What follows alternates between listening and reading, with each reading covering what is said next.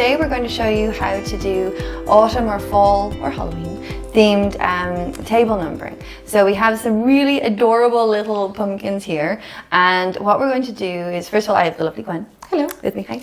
And she's going to show us how to cut a love heart out of one, and you can place either a battery operated, which would probably be safer because there's no fire, little candle in, or, you know, you can also use a tea light, but it's up to you, whatever you want to do. So cut a heart into one, then into this one we're going to do, just show you how to put a number on it. Nice, simple and effective. Depends on your handwriting, mine's awful. And you will see shortly, because the last one we're going to put on initials. So what you could do is you could just kind of initial the bride and groom on them as well. And you don't have to use them this small either, you know, whatever size works for you. And there's loads of different colors that you can get as well. There's obviously greens and oranges, but just for the wedding theme I kind of went for the cream colored ones.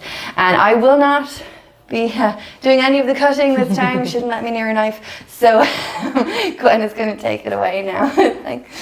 So I've already done the boring bit of scooping out the inside, so as you can see it's all nice and empty in there. So you just cut down at a slight angle and then scoop out all the pumpkin guts. So we're ready for the cutting. Delicious pumpkin guts. You can actually toast the seeds and eat them. Really? Yeah, they're not bad. Yeah. Okay. Okay, so I'm going to do a love heart. So pick. Size. Probably the broader size, but also say if you have a pumpkin that doesn't have a great side, that say if I was doing it on this one, I'd probably draw the pumpkin heart there, so that the rest of the pumpkin looks lovely and we've cut out the yucky bit. Yeah. But this one is actually grand, but I think this is the broader one. Yeah. So just try and draw a fairly decent heart. You can always go further out, but once you've actually drawn with the marker, it's fairly difficult to get off. So I think that's what do you think? Yeah, I think that's lovely, and it's a really good size as well, because you have to fit the candle in and you want to be able to see it. So we'll just actually, sorry, I had forgotten to check that that fitted. It does. Yeah. So remember, if you're doing a big one, it's probably less of an issue because the heart will be big enough for you to just pop the candle in. But if you're doing a small one, it'd be good to have quite a big lid so that you can just pop it in on top rather than through the heart. Very good. So, and you can always do some test drawings of hearts and stuff as well before in some paper, just to make sure you're happy. And probably if you used a whiteboard marker, it would be better than a permanent one, such as the one that I have. Yeah. So we're showing you what not to do. Yeah. So.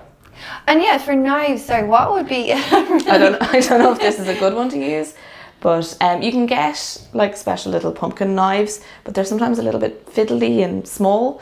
So this is just I think it's called a paring knife, but it's fairly sturdy, which is good because pumpkins are kind of hard. Yeah, and this one is actually quite thick. Yeah, for its size, it's quite thick inside. So this might be difficult. But well, we're also not doing too much detail, obviously. You've been on the internet, you know how amazing you can go with detail for your pumpkins, but we're just doing something really, really simple. So just do small cuts and try not to stab yourself. Again, this is why I'm not doing it. But the great thing about this as well is that you wouldn't have many to create, because it would be for the table. So you might only have to do one per table. So you know, which is kind of handy. So you wouldn't have too many to do. Or you could do like kind of a side decoration on a table somewhere with a few of them or something. Yeah, oh, that'd be lovely. Yeah, that'd be really nice. So try not to stab towards your hand.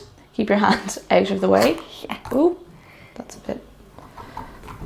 This isn't going to be the prettiest, but it's just to give you an idea of what it could be like. Yeah.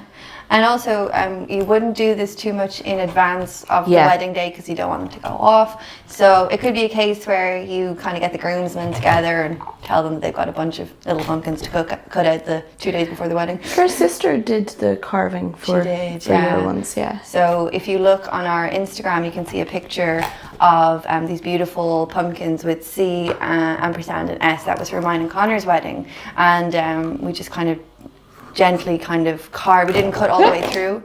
We cut, heart. We have a heart. That's great.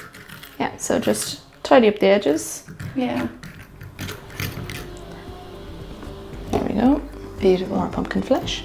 And then we'll put our little candle in. So cute. And then put the lid on. Remember to line up the lid so it fits. and it's quite cute. That is really cute.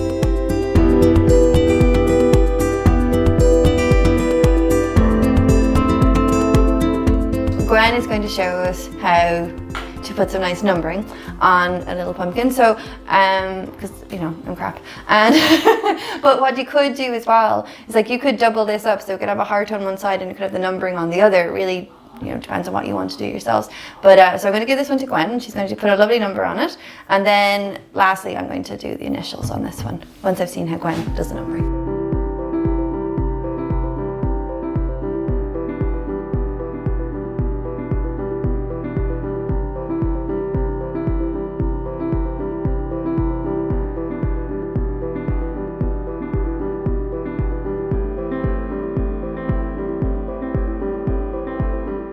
So yeah, there's a 3. And you can kind of see how that would be nice, like if you had that on one side and then that on the other, it would be kind of cool. I think that would actually be good because wedding centerpieces on tables can be seen from all sides. Yeah. So you can't really have 2 cutouts. No. You could have 2 numbers if you wanted to. Yes. But yeah, it would be kind of good multi-purpose. Yeah, definitely, definitely. So okay, cool. So now pass the baton.